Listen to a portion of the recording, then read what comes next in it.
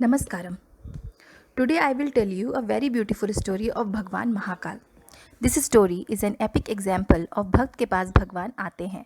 वैसे तो प्यासे को कुएं के पास जाना पड़ता है, लेकिन इन दिस स्टोरी हम सुनेंगे कैसे भगवान भक्त के पास आते हैं. ये कहानी हमें पद्म पुराण के पाताल खंड से मिली है. अब हम जानेंगे ये कहानी में एक राजा वीर सिंह हैं. उनका एक राज्य है जिसका नाम देवपुर है. वो भगवान महाकाल को जल चढ़ाने के लिए हमेशा उज्जैन जाते हैं, लेकिन समय बीतता गया. वो बूढ़े हो गए, निर्बल हो गए. अब वो भगवान को जल चढ़ाने के लिए नहीं जा सकते थे उज्जैन. तब उन्होंने भगवान से कहा, हे भगवान, अब मैं बूढ़ा हो गया हूँ, निर्बल हो गया हूँ. अब मैं रोज़ रोज़ आपको जल चढ़ाने के लिए नहीं आ सकता. कुछ समय बाद राजा के राज्य में एक गैवी यादव नाम का आदमी था. उस आदमी के घर में एक छोटा सा पत्थर जैसा शिवलिंग चूल्हे में से निकलने का प्रयास करता और उसकी माँ ठोक ठोक के उसको अंदर कर देती. अब 3 महीनों तक यही चलता रहा. तब भगवान महाकाल ने राजा के सपने में आके कहा, हे राजन, मैं तेरे राज्य में निकलना चाहता हूँ. गैवी यादव नाम का एक आदमी है उसके घर पे.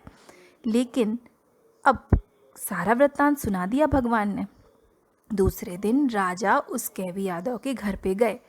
घर पे जाकर बोले, यहाँ एक मंदिर बनेगा, मंदिर में से एक शिवलिंग निकलेगा, उसका नाम गैवीनाथ होगा. इस तरह हो गई गैवीनाथ भगवान की स्थापना. लेकिन जब ये शिवलिंग निकला था ये बहुत ही छोटा था, लेकिन अब इसकी लंबाई तकरीबन 3 फीट होगी और चौड़ाई 4 फीट. अब हम सोचेंगे कि 4 फीट यानी चौड़ाई ज़्यादा लंबाई कम. आइए इसके पीछे की भी कहानी सुनते हैं. औरंगज़ेब, एक मुग़ल शासक, 1701 ईस्वी में वो वहाँ गया और उसके दिमाग में आया कि मैं इस मूर्ति को तोड़ देता हूँ. इस गलत सोच के साथ उसने मूर्ति पर हमला करवाया. जब पहली बार मूर्ति पे टाके डाले गए तो मूर्ति में से दूध की धारा निकली. दूसरे प्रहार से खून निकला, तीसरे प्रहार से पस निकला और चौथे प्रहार से शहद, और 5वें से ढेर सारे भंवर निकले. तब अपनी जान बचा के सब वहाँ से भाग गए. ऐसा कहा जाता है कि इसीलिए तब से इसकी चौड़ाई बढ़ रही है, लंबाई नहीं. और उत्तर प्रदेश में कुछ लोग इन्हें फाटा बाबा के नाम से भी जानते हैं. यानी हमारे गैवीनाथ को उत्तर प्रदेश के कुछ लोग फाटा बाबा के नाम से जानते हैं. अब थोड़ा साइंटिफिक दृष्टि से भी इस पे बात की जाए.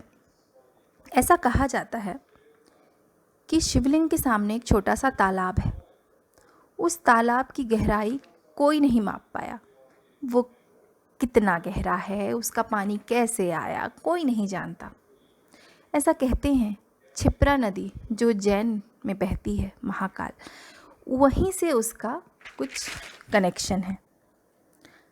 अब ये तो भरोसे की बात है, विश्वास की बात है. रावण, जो कि महापंडित माना जाता था, वो भी यही कहता था, यदि भगवान पे विश्वास करो तो पूरी तरह करो और ना करो तो बिल्कुल ना करो. इसीलिए ऐसा भी कहा जाता है कि जो लोग उज्जैन महाकाल दर्शन करने नहीं जा सकते हैं, वृद्ध हैं, अगर वो बिरसिंहपुर में जाके भगवान गैवीनाथ के दर्शन कर लें तो उन्हें बराबर ही फल मिलता है. ओम नमः शिवाय. यहाँ हमारी कहानी समाप्त होती है.